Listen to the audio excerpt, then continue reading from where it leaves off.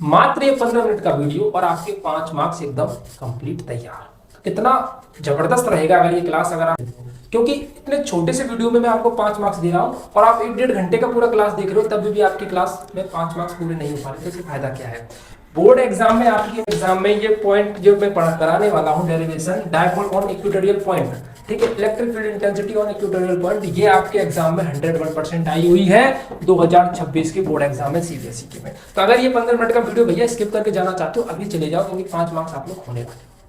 अगर 5 मार्क्स पूरे अच्छी तरीके से तैयार करने तो मात्र चाहिए वैद्युत विद्रोह के कारण निरक्षीय स्थिति यानी इक्वेटोरियल पॉइंट। तो इक्वेटोरियल पॉइंट से हमने बना लिया यहाँ पर एक ऐसे, ये है -q और ये +q, ये क्या है आपका, ये क्या है आपका इलेक्ट्रिक डायपोल है, पॉइंट मान लीजिए O है। यहाँ पर हमने पॉइंट मान लिया P, यहाँ पर हमने पॉइंट मान लिया P, तो इसको हमने ऐसे खींच दिया है, ठीक है। मान लो ये डिस्टेंस कितनी है R है, ये डिस्टेंस कितनी है L है, ये डिस्टेंस कितनी है L है। तो ये अगर हम पाइथागोरस लगाएंगे तो ये r² + l² का होल से निकल आएगा और ये हो जाएगा r² + l², इस तरीके से। अब मुझे क्या करना है, इस पॉइंट इन पूरे डायपोल की वजह से इस पॉइंट पर हमें क्या बतानी है, इलेक्ट्रिक फील्ड इंटेंसिटी। तो अगर मैं -q की बात करूं तो यहाँ पर इलेक्ट्रिक फील्ड होगा इसका E1, क्योंकि अंदर की तरफ होगा, और +q की तरफ बात करूं तो यहाँ पर इसका इलेक्ट्रिक फील्ड होगा बाहर की तरफ यानी E2 होगा, ठीक है। तो कुछ इस तरीके की कंडीशन बन गई है, E2 यहाँ पर और E1 यहाँ पर, ऐसी कंडीशन बनकर के रेडी हो गई है। अब अगर हम इसको सॉल्व करें तो इसके कंपोनेंट डिवीजन करेंगे, इसका क्या करेंगे, घटकों में तोड़ेंगे। तो पहले अगर मैं E2 की बात करूं तो ये हो जाएगा आपका E2 sin थीटा और ये हो जाएगा आपका E2 cos थीटा। ऐसे में E1 की बात करूं तो ये हो जाएगा E1 sin थीटा और ये हो जाएगा आपका E1 cos थीटा। इसको बोलते हैं कंपोनेंट डिवीजन, इसको क्या बोलते हैं, कंपोनेंट डिवीजन।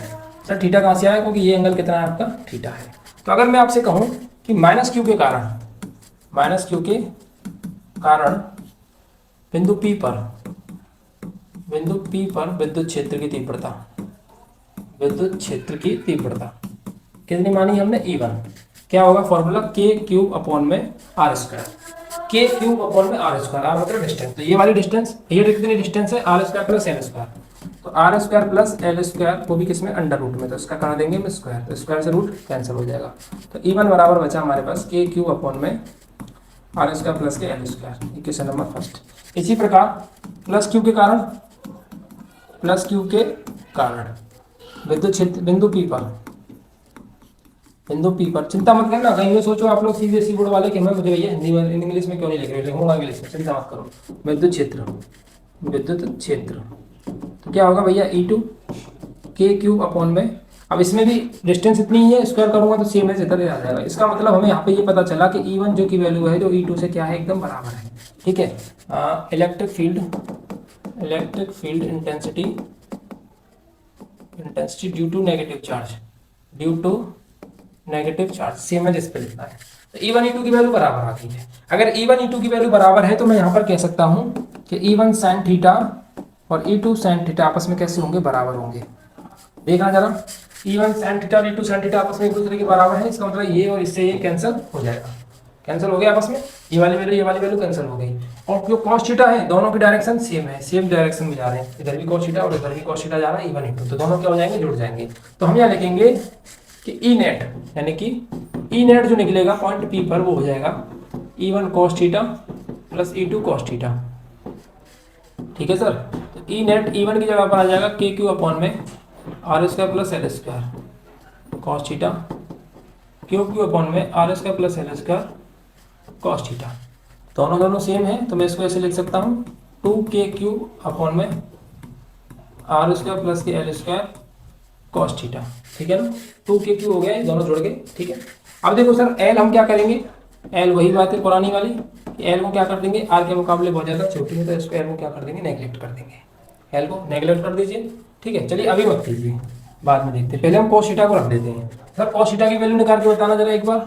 तो मैं कहूँगा सर ये थीटा है अपना, थीटा के सामने एक वजह होती है परपेंडिकुलर, ये बेस हो गया या हाइपोटेनियस हो गया। तो cos थीटा क्या होता है, cos थीटा क्या होता है, cos थीटा क्या होता है, cos थीटा होता है आपका बेस अपॉन परपेंडिकुलर, यही तो होता है। लाल बट्टे का अगर हम करें तो base upon perpendicular, sorry base upon hypotenuse, base upon hypotenuse क्या होता है, बेस अपॉन हाइपोटेनियस।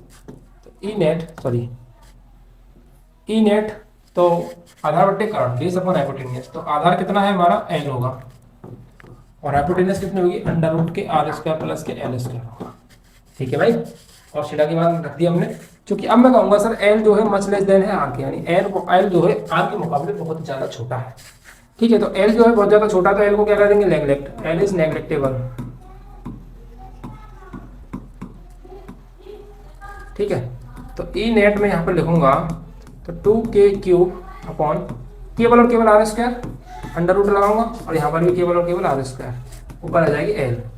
ठीक है, के इसको अलग कर दूं मैं, के को अलग कर दूंगा तो ये हो जाएगा क्यूब इंटू में 2l और इसमें से आर स्क्वायर कैंसिल होगा तो ये बचेगा केवल आर क्यूब, क्योंकि आर स्क्वायर तो स्क्वायर कैंसिल तो आर बचेगा, r into r square r cube हो जाएगा।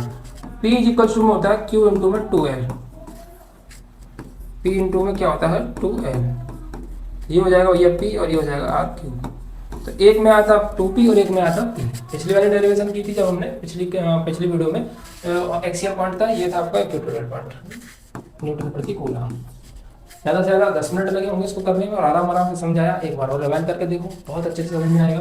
तो one of the most important है, one of the most important. ठीक है, अगर किसी बच्चे को किसी भी तरीके का डाउट है तो कमेंट करके मुझे बताना। टेलीग्राम पे जुड़ जाओ, वहाँ पर्सनली मैं आपसे टच हो सकता हूँ। नोट्स चाहिए तो मैं नोट्स भी आपको प्रोवाइड कर दूंगा, कमेंट में लिख देना नोट्स PDF जो कुछ भी। ठीक है, और इस क्लास की अगर पूरी मैराथन चाहिए, पूरा 1 घंटे में एकदम चैप्टर पूरा खत्म, पूरी एकदम क्लास एकदम डिजाइन तरीके से, तो मुझे बता देना भैया मैराथन लिख देना, मैं मैराथन क्लास लेकर के आ जाऊँगा। बिकॉज क्योंकि आपकी डिमांड के ऊपर ही काम करूंगा मैं कि आप चाहिए सर कि पूरा एक काम कीजिए, इलेक्ट्रिक फील्ड एंड चार्ज को पूरे चैप्टर को पढ़ा दो, तो पूरे चैप्टर के ऊपर क्लास लेकर आ जाऊँगा। अगर आप कहोगे सर नहीं इस तरीके से चलने दीजिए, 15-15 मिनट में टॉपिक क्लियर होता चल रहा है तो ज़्यादा मजा आ रहा है, तो इस तरीके से चलेंगे ऑन योर डिमांड। ठीक है, तो जो भी चैनल पर नया हो चैनल को सब्सक्राइब कर लेना और उम्मीद है कि यहाँ तक समझ में आया ही होगा अगर किसी बच्चे ने यहाँ तक वीडियो को देखा है। चलिए मिलते हैं अगली क्लास के अंदर।